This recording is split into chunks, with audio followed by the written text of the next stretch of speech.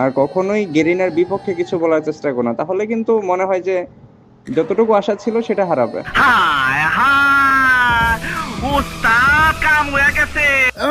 এখানে একটা গালি ছিল, এই ক্লিপটা কাইটা দিলাম, নয়তো আমার চাকরি থাকবে না।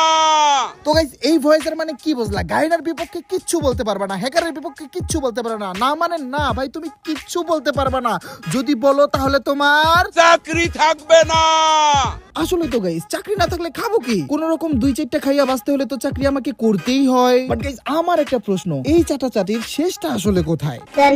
আসলেই তো ভাই আমি নিজেও জানি না।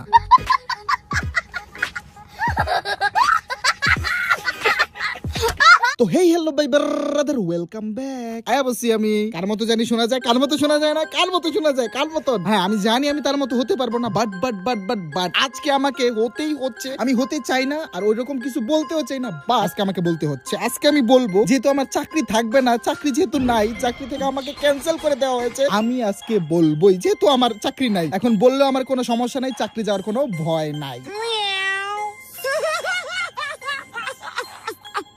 গাইস আমি আগেই বলে দিচ্ছি, এটা কোনো রোস্টিং ভিডিও না, এটা এমন একটা ভিডিও যেখানে আমি সত্য এবং ন্যায়ের পক্ষে কথা বলবো, এর বাইরে অন্য কিছু বলবো না। সো কেউ আমাকে দয়া করে রোস্টারের চোখে দেখবেন না। সো গাইস তোমরা ভালো করেই জানো যে পিসি লবিতে কত রকমের হ্যাকার পড়ে থাকে। ম্যাচ স্টার দিলেই হ্যাকার, ম্যাচ স্টার দিলেই হ্যাকার, ম্যাচ স্টার দিলেই হ্যাকার। ওই দিন আমি আমার বন্ধু বান্ধবের সাথে সিএস র্যাঙ্কের মধ্যে গেছি ভাই, বিশ্বাস করবে না ভাই, দাঁড়ানোর আগেই মনে করে যে আমার মানে কি বলবো ভাই, এটা ব্যাটেল রয়্যাল গেম নাকি হ্যাকারের গেম, মাথায় ধরে না আমার। তো গাইস এই হ্যাকার নিয়ে কিন্তু সুনামধন্য ইউটিউবাররা কেউ কোনো কথা বলে নাই। যখন তালহা ভাই মুখ খুললো তখন এটা নিয়ে কিছু মানুষকে দেখলাম যে ভিডিও বানাতে। আমার প্রশ্ন হলো, এতদিন কেউ কেন এটা নিয়ে ভিডিও বানায় নাই? এই গেলে একটা বিষয়। আরেকটা বিষয় হলো গেমের মধ্যে যে গান স্কিন, ভাই বিশ্বাস করেন রাসেল ভাই, গান স্কিন দিয়ে খেলতে খেলতে আমার অবস্থা এমন হয়েছে, এখন খালি টুর্নামেন্টে গেলেই খালি মার খাই, গেলেই মার খাই, গেলেই মার খাই। বিষয়টা এমন না যে খালি আমি মার খাই, আমার মতো করে কিন্তু সুনামধন্য ইউটিউবাররাও মার খাই, কিন্তু কেউ কিছু বলে না, কারণ বললে চাকরি থাকবে না।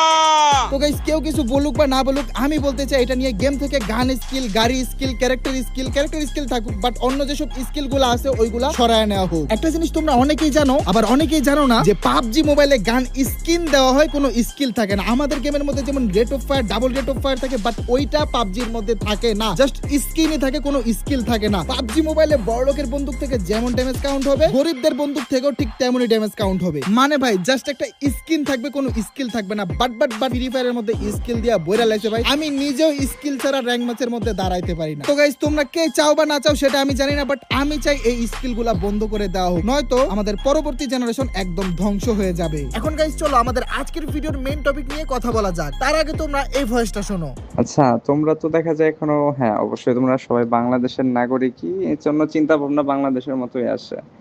দ্যাটস ওয়াই এখানে তোমরা কি মনে করো যে তোমরা আন্দোলন করে তোমরা গেরিনাকে, মানে ফ্রি ফায়ারকে বাংলাদেশ থেকে উধাও করে দিতে পারবা? এটা কি তোমাদের ধারণা? তাহলে মনে হয় যে তোমরা বোকার স্বর্গে বসবাস করছো। গেইনের কিচ্ছু যায় আসে না। যদি এইখান থেকে যদি 500 মানুষ যদি না থাকে কিংবা 1000 মানুষ না থাকে, গেইনের আই থিঙ্ক কিছু যায় আসে না। সো রিল্যাক্সে ধৈর্য ধরে বসে থাকো, আর কখনোই গেরিনার বিপক্ষে কিছু বলার চেষ্টা করো না, তাহলে কিন্তু মনে হয় যে যতটুকু আশা ছিল সেটা হারাবে। সো তো হাইপার হওয়ার কিছুই নেই, গেইনার বিরুদ্ধে কোনো কথা বলো না, গেইনার এগেইনস্টে কোনো কথা বলার দরকার নেই, তাহলে কিন্তু যতটুকু আশা ছিল ততটুকু হারাবে। সম্পূর্ণই গেরিনার হাতে, এখানে আমার তোমার হাতে কিছুই নাই।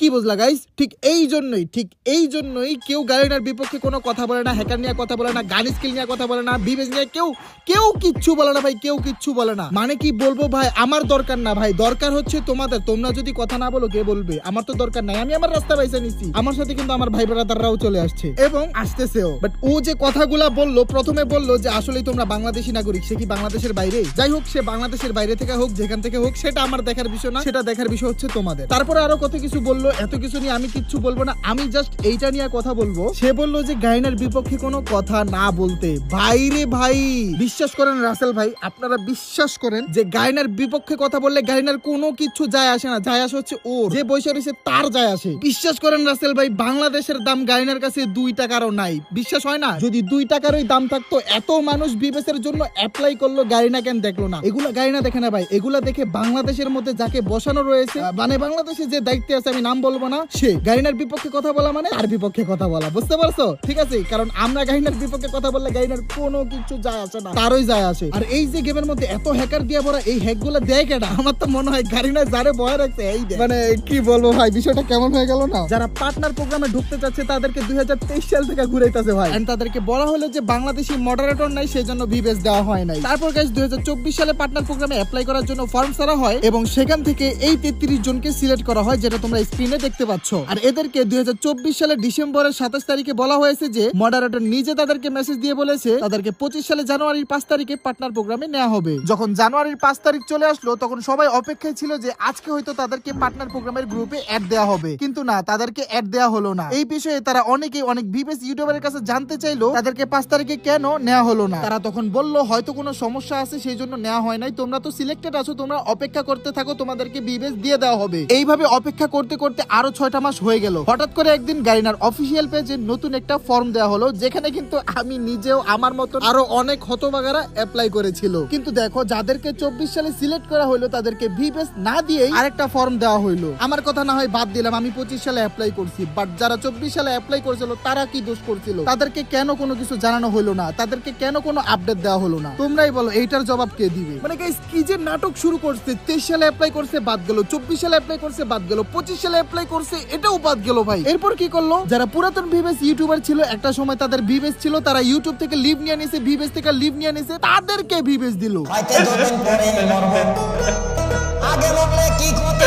মানে তারা ব্যাক করলো আর ভিভেস পেয়ে গেল। আর এতদিন যারা এই গেমের হাল ধরে রাখছিল তাদেরকে কি দেখা দিল? বুইরা আঙ্গুল। ভাই কি পলিটিক্স রে ভাই। মানে দেখো, তোমাদেরকে কি বুঝ দিতাছে? তোমাদেরকে বুঝ দিতাছে যে আমরা তো ভিভেস দিছি, যারা পুরাতন ছিল আবার ব্যাক করছে তাদেরকে ভিভেস দিছি, তোমরা টেনশন করো না, তোমরাও ভিভেস পাবা। ভাই মুড়ি খাও, মুড়ি খাও। মুড়ির কেজি এখন কত টাকা করে আমি জানি না ভাই, তোমরা সবাই মুড়ি কিনা তেল ছাড়া মুড়ি খাও, হুদা শুকনা মুড়ি চাবাও ভাই, লাভ নাই। তবে তোমাদের জন্য একটা রাস্তা আছে, আমি জানি এই পর্যন্ত অনেক কন্টেন্ট ক্রিয়েটররাও আমার ভিডিওটা দেখতেছো ভাই, ভাই পাবা না, ভাই পাবা না, বিশ্বাস করো ভাই, দিবে না তোমাদেরকে।